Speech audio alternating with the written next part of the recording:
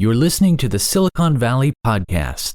On today's show, we sit down with James Ehrlich, who is a serial entrepreneur in the areas of technology, media technology, and clean tech. Founder of ReGen Villages, entrepreneur in residence at Stanford University Center for Compassion, Altruism, Research, and Education, and faculty at Singularity University. On today's show, we talk about how is tech leading towards a sustainable future for all? What is the Wood Wide Web?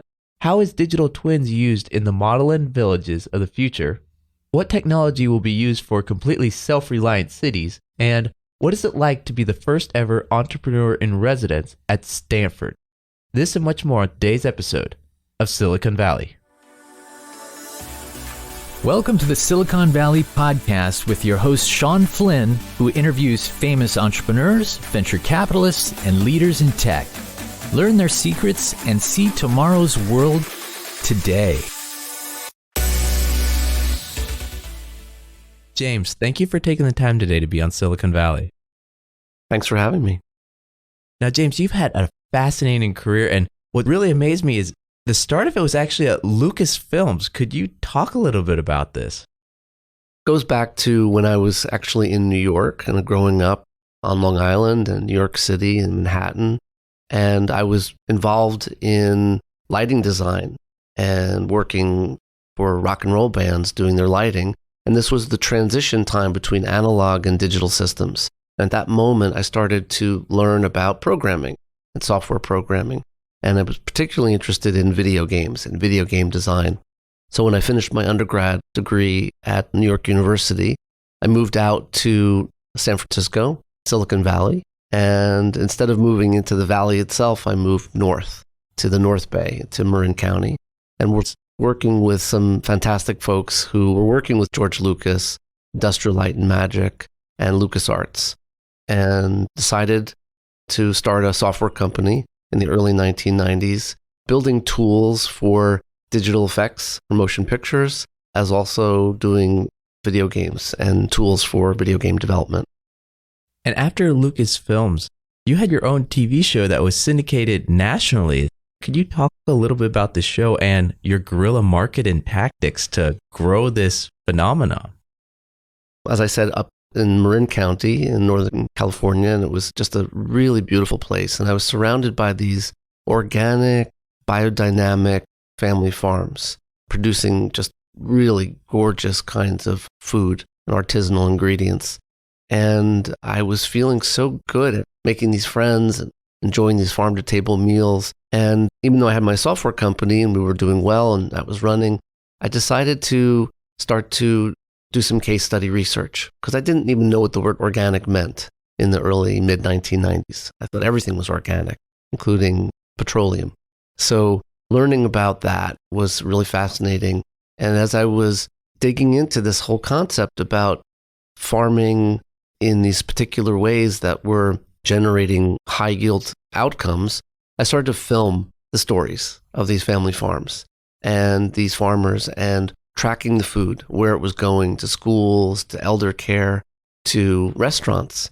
And in that moment, we realized that we had sort of the substance of a nice television cooking show because I had the ingredients coming from these family farms.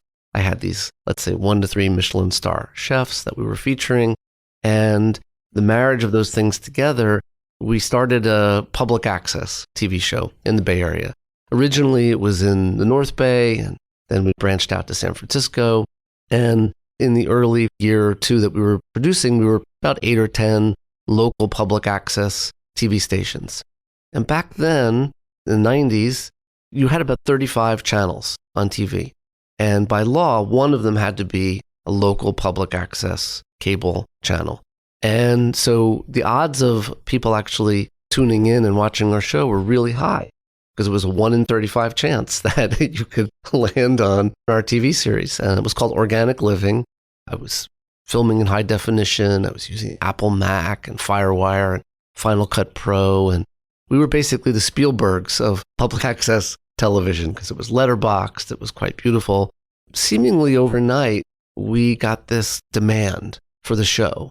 And we started to then send these tapes out, actual video cassettes, 54 public access stations around the country.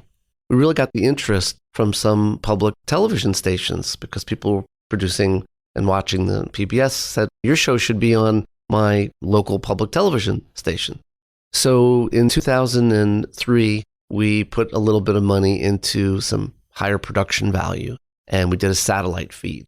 And back then, that's how you could then reach out to the national kind of stream of public television stations. And I didn't know what was going to happen. I just thought, well, maybe we'll get a few stations and it'll be interesting.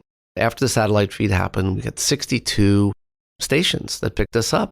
Then we had, at that moment, the carriage, that they say, the capacity to start to bring on sponsors, because then we had actual broadcast television.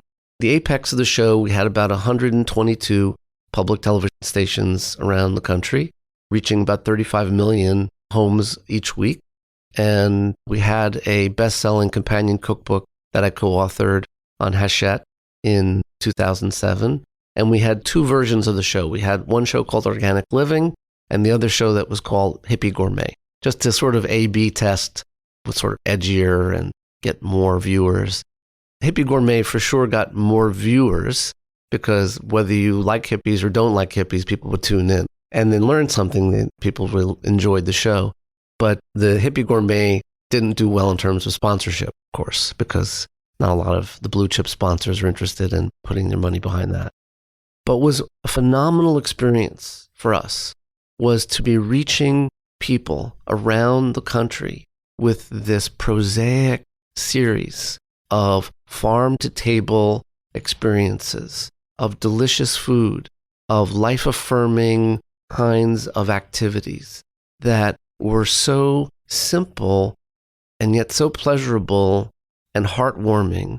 We were getting these emails and these letters from people all around the country, typically red states or Bible Belt areas, who wanted to hate the show because of the word organic or hippie or whatever. But they said to us things like, because I watched your show, I started to cook differently. And I was able to get my husband off of his medications for diabetes, for instance, or was able to bring my child back from ADD or ADHD. So all these different things were sort of happening for us that were so deep and meaningful. And it was an impactful experience for me to be able to communicate this kind of content to people. And I felt like we were really on a good path from a planetary perspective, that this kind of messaging was so well received. And then that was back in 2007. I mean, you're an entrepreneur, you keep going, obviously. What's happened since then? Well, I was still doing contract video game design and development and other kinds of work in tech because I'm married my mind to technology and nature. So there was this convergence, if you will, between digital aspects of living and also the natural aspects of living. When I had a sort of an epiphany, I guess you might want to call it, but I had come to Stanford University in 2012 after a lot of different kinds of endeavors and work. And I was on campus at Stanford involved in a project and development called the Solar Decathlon, which was a 20-university global cohort of who could build the most energy positive house. And it was a very interesting competition. And I was brought on as the organic food and living coach, if you will, and lecturer. And it was amazing, except in the first 5 minutes of doing the research for this smart house competition, I realized that a smart house inside of a dumb neighborhood makes absolutely no sense. And so I really began to focus on this idea of neighborhood infrastructure that could have critical life support systems of clean food, clean water, clean energy, as well as these energy positive homes. So really blessed at Stanford to be connected with these professors who agreed with my premise and were willing to stand behind me in my research initiative. And that's where I began this whole path towards getting us thinking in a way differently than traditional build and traditional neighborhoods. So right now you are, from my understanding, the first ever entrepreneur in residence at Stanford. Can you talk a little bit about that? And can you give a little bit of definition of what an entrepreneur in residence is? there was an interesting moment when I had a high-paying staff position as a senior technologist and researcher at Stanford. I realized at the same time that the planet was not going in the right direction and that I had to do something. And in order to do that, I came to the conclusion that it had to be from an entrepreneurial perspective and to realize a commercial kind of endeavor, that it was an impact kind of investment vehicle that would allow us to both fix the planet, but to fix it as a business case. That was really appealing.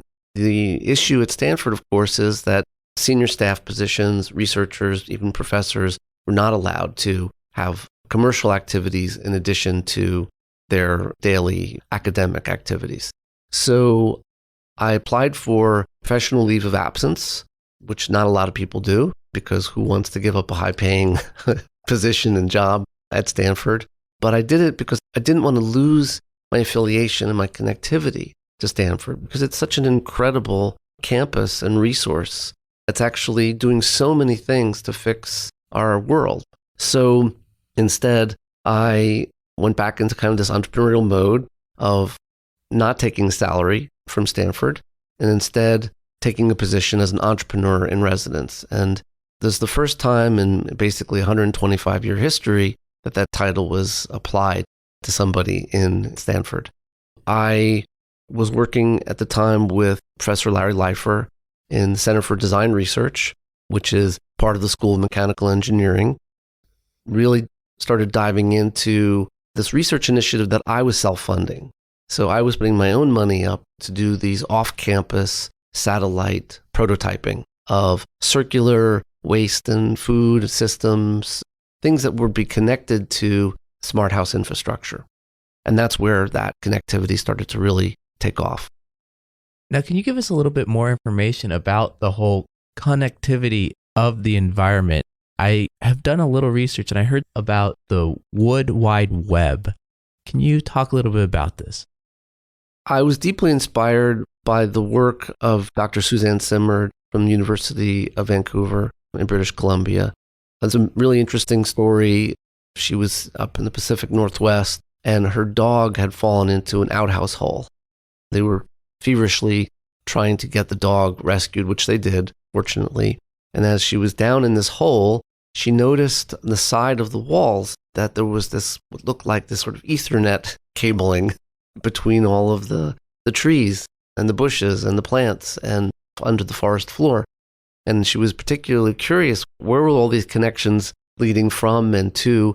She discovered what she lovingly called the Wood Wide Web instead of the World Wide Web. Essentially, her research showed that old growth Douglas fir trees were conveying nutrients, minerals, sugar, carbon, etc., to maple seedlings several hundred meters away on the forest floor. So not a Darwinian kind of concept, but actually a beneficial collaborative economy that exists under the forest floor. The really particularly interesting thing about this is that it's a sentient mesh network that doesn't have a single brain.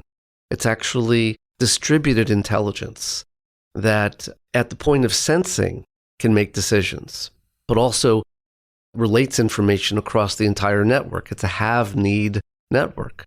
I was particularly fascinated by this in terms of our current economic milieu that we live in, and also could we find a way to create a digital interface between the mycelium network and new neighborhood developments in such a way that we could understand the nutritional flows of not only just food and waste, but also about energy and water and human patterns, and all of those things complementary to each other in a symbiotic way. And that was the spark for me to start to develop at least the architectural thinking, the software for a village operating system, a village OS. And that was the part of the research that we were really focusing on from this spin-off company that I had created based on my research at Stanford. So James, right now with traditional farming, are there any inefficiencies that are currently happening, and are there any developments that are being created to help solve these inefficiencies in the way that we're currently humans and the environment or us and the farms are working together? Well, I can tell you that from the research that I've done and also research coming from the UN, an UNCTAD report that was quite telling in 2013, which was entitled Time to Wake Up, quite appropriate. Their findings and my findings as well were that small ag, hyperlocal, organic, biodynamic, permaculture farming is the best case, the best way forward to feed 10 billion people coming to the planet or on the planet by 2050. Now, I know that sounds sort of antithetical to the current kind of big ag that's going on right now, but the truth is that we need to be restorative in what we're doing in terms of our food system. And we need to be reducing our carbon footprint down to almost zero that we possibly can. We also need to be farming in a non-till soil environment, which means that you're not kind of hoeing the ground and constantly turning and disrupting that very precious mycelium network that is growing underneath, connecting all those different cultivars. And when you have that mycelium network, what's amazing is that when an insect, when a pest bites the leaf of a connected cultivar in the farm, its saliva is detected throughout the whole network. And all of a sudden, I call it the forest Wi-Fi, because then they start to release pheromones. And those pheromones attract particular kinds of birds and wasps that go right after those pests. So in other words, there's this network that wants to be self-healing if we just give it a chance to. And that's really the point about a different kind of farming. It's a different kind of economic model also. If you are creating an overabundance of artisanal ingredients that's diverse as a full menu for neighborhoods and communities, which is how we used to be up until about 1950 around the world. And there's a fantastic Rockefeller Foundation report on this, that up until 1950, 75% of humanity lived in small, self-sustaining communities, which meant that they were producing what they needed for themselves and their families, overproducing other interesting biodiverse ingredients, and then going into the town square, the piazza, to then barter or sell whatever they had, and then exchanging what other people were growing or other people were bringing, like fish or meat or other kinds of things. And that's really, from our perspective, the way forward. So it's a combination of higher efficiency yield that's hyper-local and more dense, and we would argue more bioavailable nutrition. So it is providing more nutrients to people as they're eating it because of the fact that it doesn't have to travel and have all the caloric impact taken away from it as it's going hundreds of miles or thousands of miles. So these cities of the future, what type of technology right now is being used to design them? Is it just being designed on a computer, or how's it being done? A lot of it's still sort of traditional thinking in terms of master planning and design thinking. A lot of the rules, unfortunately, on the books were put there about 150 years ago by these big business interests, district scale, electric, heat, water, waste, and of course, big agriculture as well, that those rules are put in place to create a kind of dependency. And that dependency, of course, there's security with that dependency, but there's also a kind of brittle aspect to it, meaning that when it breaks badly, and it breaks for a lot of people, and it's a domino effect. That's why, for instance, if a transformer goes out, it takes out an entire neighborhood or entire district or a city, or sometimes the eastern seaboard can go out from a very small kind of falling of a tree across a certain kind of power line. And our perspective is designing in a way for decentralized, eventually islanded and off-grid capacity, not just in power, but also in water and in circular waste systems and also in producing food. So in designing these communities, part of our village operating system software is a digital twin. It's this concept of using artificial intelligence and machine learning to model an optimized neighborhood development where those kinds of SimCity toggles, if you will, how much housing versus how much open space and regenerative capability can be put on a particular piece of land or area, that then starts to put out these several different kinds of models for municipalities and for landowners and for banks and other folks to really get and understand what the next steps are. So we really feel like we're at the forefront of the next generation of changing the rules for how these kinds of communities can get built in a fast-track, permitted way. So how will IoT, Internet of Things, how will those devices play a part in cities of the future? Well, there's some fantastic technologies out there.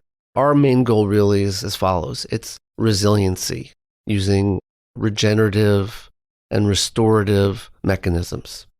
There's a lot of technology out there that is a lot of bells and whistles, and it's intended to be a bit confusing and sort of too much going on that's about technology. And we view technology quite differently. It really has to be a means to an end. And from our perspective, the best technology is the kind of pieces that you don't even know are there, but are just making your life better.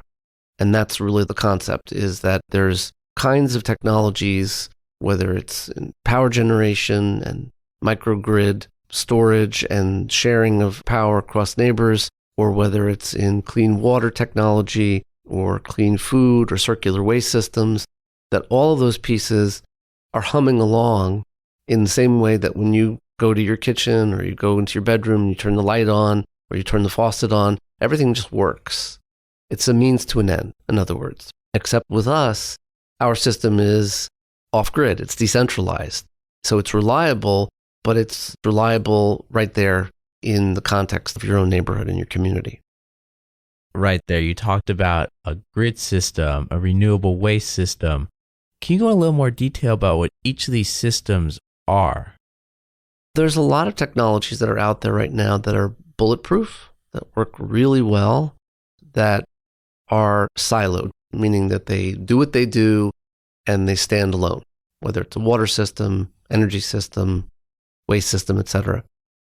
We were looking at this whole idea of integrating, being able to have a system that can oversee and learn, where those different previously siloed pieces can now communicate with each other and understand the relationship in a symbiotic mycelial network kind of way, a have-need kind of network, if you will. And that's terribly exciting, we think, for the future of living in communities where technology is supporting our thriving. Can these microcities be adopted easily for emerging countries, such as maybe in India or in Africa, where maybe there's really no infrastructure right now at all? So the goal has always been about the developing world, because that's where the next 2 to 3 billion people are coming to the planet in 20 years, 25 years. And as these people move, especially into the middle class, which is what's expected, several 100 million people moving into the middle class, if those folks want what we have now in terms of suburbs, the planet is going to die. In terms of car culture, waste producing, energy sucking neighborhoods, we're not having much hope, to be honest. So absolutely, the goal is to take the technology for a Northern European context, North American context, developed economic areas, bring it to fruition, proving the economic model, and then do at Stanford what's called design for extreme affordability. Take all of that and take it down to its basic components that could be then expressed across the global south. So rural India, ASEAN, Sub-Saharan Africa. The goal as well is that when people see that the model is the moniker for the way the new middle class wants to live in Europe and the US, that then it's something that they aspire to, as opposed to starting in the global south, where typically the folks there would not trust something just coming new to them in that way. They'd want to know, for instance, like the Tesla, that it's the aspirational vehicle of the middle class. Why not then also consider this same kind of Elon Musk marketing plan for the rest of the planet around housing? Now, these houses in these emergent areas, will they be designed also for autonomous cars and autonomous vehicles to be used in these facilities? Or will it just be, here's a grid, here's some power, and now we're farming and there's not those roads, those connections? I'm just trying to visualize it. Essentially, it's the subdivision of the future. And subdivision of the future does not require garages or driveways. Because within the next few years, some people say 5 years, some people say 10 years, somewhere in that range, we're going to have level 5 autonomous transit. It's not only going to be cars, it's going to be drones, it's going to be drone taxis, there's going to be all kinds of automated delivery systems. There's going to be this bifurcation between human and pet travel versus goods and services travel. And that's going to really change the nature of how we live in relationship in neighborhoods. The key thing from our perspective is bikeable, walkable, park-like setting environments that are completely edible from one end of a neighborhood to the next. Fruit trees, nut trees, berry bushes, herbs, medicinals, all kinds of different soil-based farming, vertical farming, all these different kinds of aspects that is about life-affirming abundance. And that connectivity has then the peripheral electric vehicle parking that can be both storage system, but also charging those electric vehicles, areas for and places where drone deliveries can happen or drone taxis can happen. And through that lens, do we really need to be living in a city so much anymore? Can we start to relieve some of the pressure from these mega cities that are typically coastal and quite in danger, we would say? So in that regard, being able to live further and further away from cities where there's plenty of land, cheap land actually, that can then provide for and support human living in such a way that maybe they don't have to commute as much or even at all. And also the nature of work is changing. We know from an Oxford study that came out last year that in 20 years, and I think it's going to be less than this, 47% of all employment will not exist anymore. And it's not going to come back as something else. It's not going to be the person who used to make horse and buggy system connect to all of a sudden have a job working in an automotive factory. It's going to be quite different. We're going to have even white collar jobs that will be replaced by artificial intelligence. There's ML, machine learning, AI lawyers right now, for instance, spitting out just hundreds of thousands of contract work on a daily basis. And so there's certain things, in other words, that's going to reduce the need for employment. And yet at the same time, our current economic system isn't preparing for this. So we really need a different approach in how we imagine how we're going to live in neighborhoods that could be the basis of self-sufficiency, along with some kind of universal basic income, potentially. And in that way, we can start to create new economic models that can start to flourish outside of cities in these more peri-urban or rural areas. Not to go off topic, but I'm curious to go into more detail about this if possible. How do you vision the economies of the future if 40% are displaced workers? Exactly. There's a huge delta right now in economic inequality in the world, typically around housing, also with access to clean water, clean food, renewable energy, and hygiene. That delta is increasing. It's not decreasing. And what happens, mathematically speaking, there's a calculation from NASA that came out a few years ago called the Handy model, and that predicts global civilization collapse based on these very same indicators. So we should start, I would hope, quickly to start thinking differently about how we can live. I'm not speaking about one sort of dogmatic kind of economic system versus another, whether it's socialism or capitalism, these kinds of things, but rather I would call it compassionism. I would call it a kind of mechanism that allows for people to have their basic Maslow hierarchical needs met. And now to that, I would add typically good Wi-Fi and espresso. Those are my particular Maslow hierarchical needs. But if you have those needs met, you're living with dignity in an energy positive home that's generating more power than your family needs each month to run. You have delicious, healthy food at your doorstep. That's part of a program that's feeding you and your family in a continuous way and giving you food safety and security, primarily. Clean water, hygiene, all those things. When you have those met, then you don't need a lot more capacity to come from a universal basic income amount to be able to start to think big thoughts of what can I do to make a difference? What can we do in a neighborhood, in a community do? Maker movement, DIY, 3D printing, new economic models with software and technology, and also low-tech systems that we can devise. So in other words, there's a bright future. It's not dystopic. We have a bright future when we think in a way that is about diffusing this incredible tension that we're living under right now around the world. It's not just here in the US, it's in Europe. It's on every corner of the planet, essentially. People are living under this kind of stress. And it's going to get worse unless we start to really address it. And in these cities of the future, these villages of the future, I'm trying to see what they're going to be doing with their time all day if they don't have those jobs, if they've been replaced. It sounds like things are self-sustainable. This sounds pretty amazing almost. What are people doing? Well, let me just clarify. There's no such thing as utopia.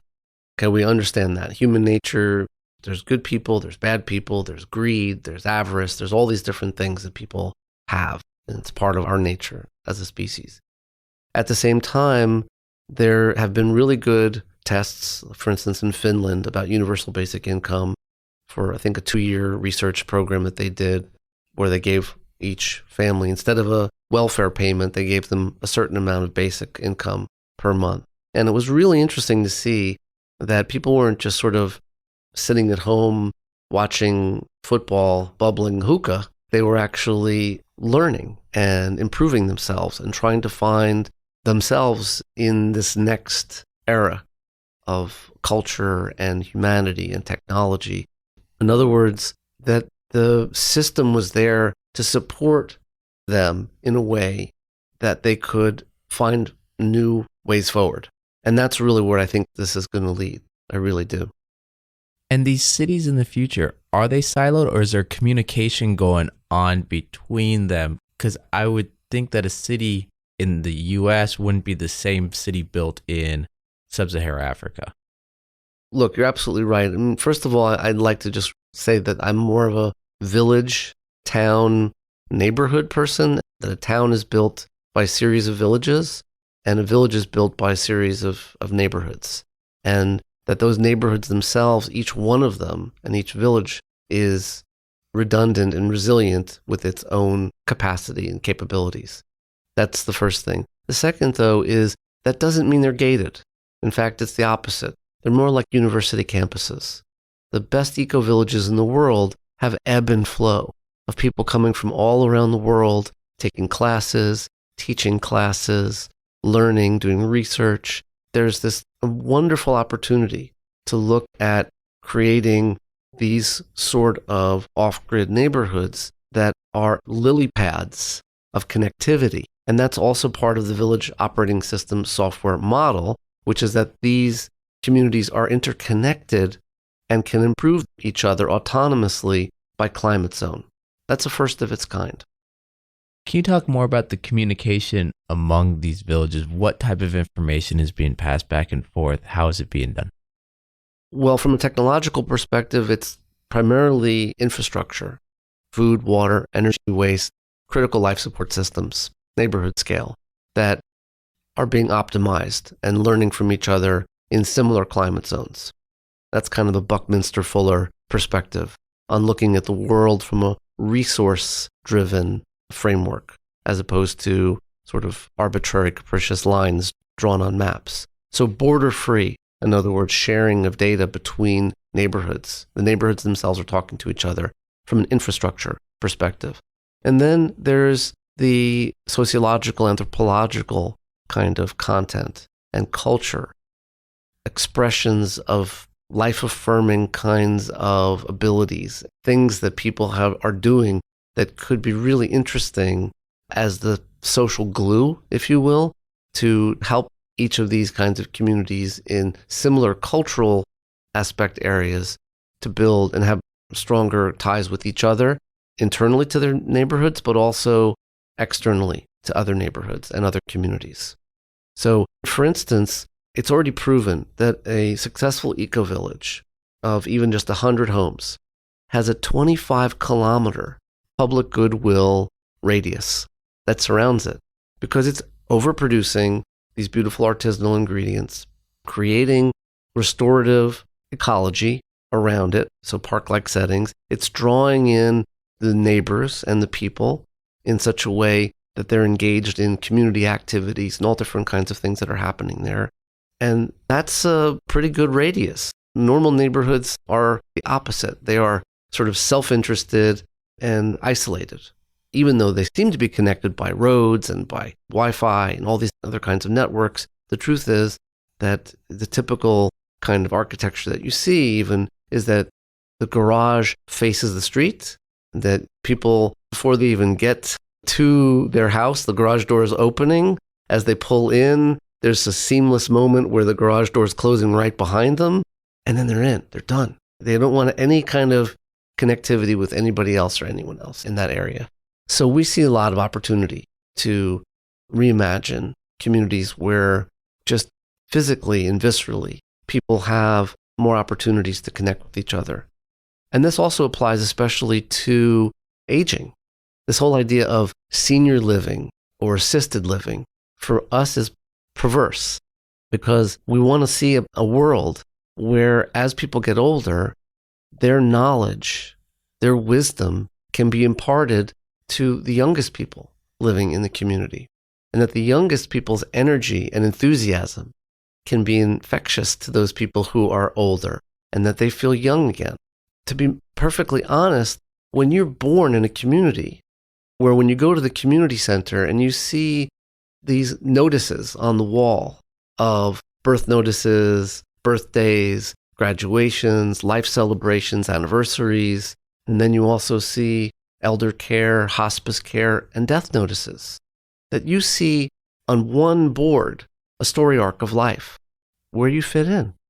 You're not separate. You're not a pariah because you have small children, and you're not garbage when you get older. That's really a very simple kind of solution that we can answer for by how we design and develop neighborhoods going forward in the future. Speaking of social dynamics and social structure, I'm kind of curious about taxes in the future. I know that's probably a taboo topic, but I got to ask, what's going to happen if you're supplying your own energy, if you're pretty self-sufficient? I think it's a really amazing question, actually. And one of the things that thought process has gone into is creating a system where government can be creating the framework digitally for fast-track permitting of off-grid decentralized neighborhoods. And because the government is involved in establishing those new rules to create those new communities, because of the connectivity in that regard, they don't lose tax base. They still have that kind of relationship that people understand that they wouldn't be living in a safe, secure, decentralized community if it wasn't for that very government that was allowing them and providing that kind of framework for them to do it. So we, in other words, see the village operating system software as an opportunity to synapse, to remove the hurdles, in other words, for government to be able to create these communities, but also where it's not libertarian, it's not seasteading or something off away from government, but actually that taxation can happen, but people understand how and why they're being taxed. And right now there's a ton of technology being developed for 3D printed houses. I'm guessing some of this will be utilized in these villages of the future. Can you talk a little bit about that current technology? There's a lot of movement right now in 3D extrusion. In the combination, there's also a lot of movement, fortunately, in what we call prefab controlled built environment construction. Essentially, it's a warehouse environment similar to the Henry Ford days of the Model A or the Model T coming off an assembly line. If you can imagine these wall units, everything is built in. They're made of, say, beautiful, circular, sustainable hardwood pine, for instance, and glass. And those wall units are the components of a house or an apartment building. But everything's built in the warehouse. So wiring, plumbing, HVAC, heating, air conditioning, glazing, lighting, sensors, all of that in each component. And then it gets trucked right to location and snaps together like Lego. Through this mechanism, we've been able to see a savings of about 35% less construction waste, which is incredible. Imagine 1/3 of a new house, essentially, going into a dumpster. It makes no sense, environmentally speaking, economically speaking, etc. Also, we've seen that it saves almost 1/5 the labor because these components come to site and you don't have to have the same kind of journeyman located for so long on a construction site. Most importantly, a home can go up in 2 or 3 days and be move-in ready. It's pretty incredible that way. So on the 3D extrusion side, this idea of taking concrete, we would argue hempcrete, and hempcrete is a new kind of environmentally friendly concrete because it uses hemp, industrial hemp, along with lime and water, those 3 ingredients. No longer needs sand, in other words. The hemp is a weed, and it has amazing tensile strength. It is a system that is able to be extruded by these robots. So you can create 3D printed structures within about 24 hours. A house can then, after a few days, the hempcrete cures, and then you can put the finishings in, and within about a week or so, families can move in, and those homes can sell for less than $5,000 each. That's, for us, the most exciting aspect for creating neighborhoods in the Global South, that robots can come, use earthen materials, locally sourced materials, and be creating these villages and these neighborhoods in the span of a few weeks. So we've talked about a ton of things. How do you see all this playing out in the next 10 years? What's your vision? Well, quite simply, we know one thing. It's not a matter of technology anymore. It's a matter of money and political will. And what's interesting is when you have the money and enough of it, political will usually gets a little bit better. Not always, but most of the time. So primarily, our hope is that this 11 trillion plus US dollars that's coming out of fossil fuel investments, that's divesting. Whole countries are divesting right now.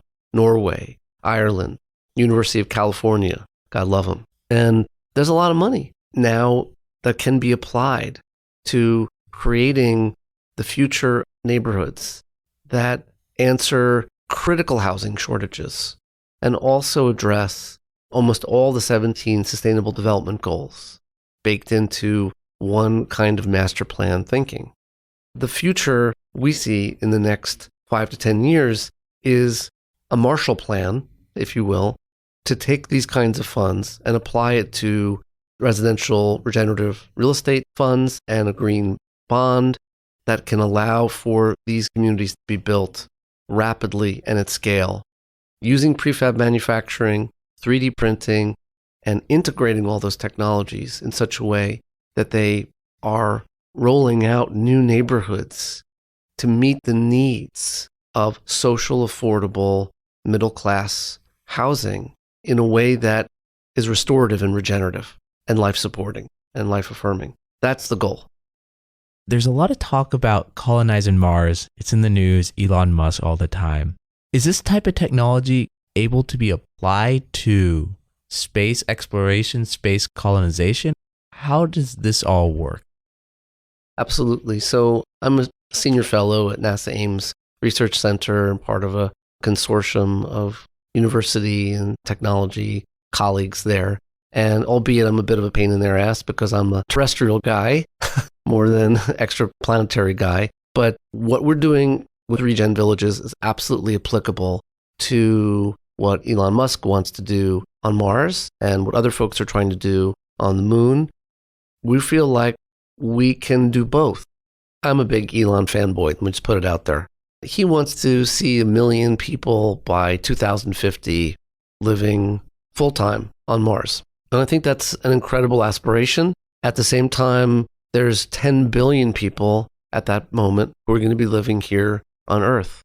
Our solution is to create the mechanisms that would support what Elon Musk is doing on Mars for those 1 million happy folks, but that the other 10 billion people here on Earth have what they need and that their needs are met and that we have the ability to sustain and support that kind of population here on Earth. And it's completely possible. We know that it is. And James, we've talked so much about all this technology, but we haven't talked yet about ReGen Villages and your company. Can you talk a little bit about what ReGen Villages is and what you're going to do in the next year or two? Sure. ReGen Villages is a company that I founded in 2016 based on the research that I had been doing at Stanford, plus 15 years prior to that, case study research, really about healthy, happy living. And ReGen Villages is a technology company. It's a software company building the tools and technologies for regenerative, resilient, self-reliant neighborhood developments. And we're also a residential development company. So we wear two hats, asset-backed real estate development, but also that there's a software stack and that the software stack can be used by other developers, constructors, communities, and yes, governments around the world going forward. So the next couple of years for us are really exciting. So if anyone wants to find out more information or get in contact with you, what's the best way to go about it? Well, ReGen, ReGen, which is for regenerative, regenvillages.com, info@regenvillages.com. That's the best way, I would say. James, I want to thank you for taking the time today to be on Silicon Valley. And for our listeners, please write a review on iTunes, whatever podcast platform you're using to listen to this. And those reviews encourage us to make more amazing episodes such as the one you listened to today. And we look forward to providing a new episode next week. James, once again, thank you for your time today. Thank you so much. Thank you for listening to the Silicon Valley Podcast. To access our resources, visit us at thesiliconvalleypodcast.com and follow our host on Twitter, Facebook, and LinkedIn at Sean Flynn SV. This show is for entertainment purposes only and is licensed by the Investors Podcast Network. Before making any decisions, consult a professional.